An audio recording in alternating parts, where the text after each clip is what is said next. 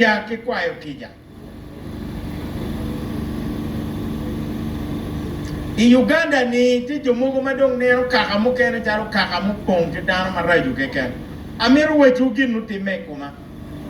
mwa pier ali bario kapa achero luero katimo campaign alogo lokago tumoni weng cha me penyu romo mego mo yelo che ni inmao awinyu iwajo kidogi ni ina choni wae yo ana choni ni wune po beda ngolo ngut wakanye awe mego mod ba angime ni lwenyu bedo magwa kanye luero eto nen chia en rempa ngare mo peye eto pa bi kwero ni an pa chuli ana chuli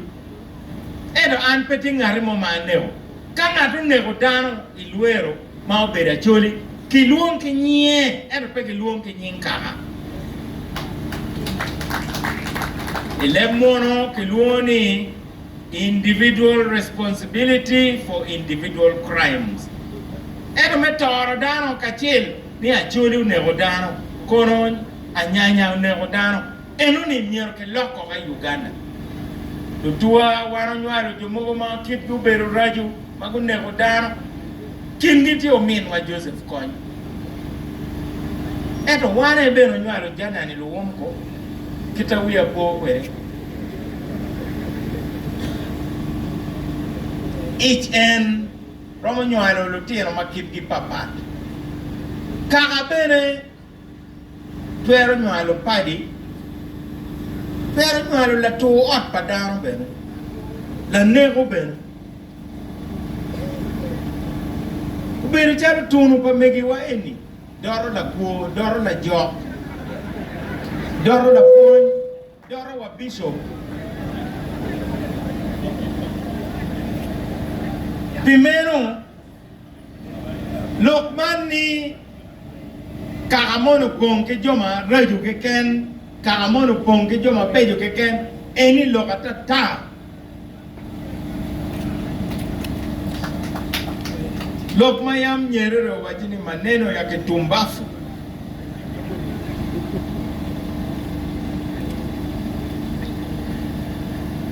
kabalo teme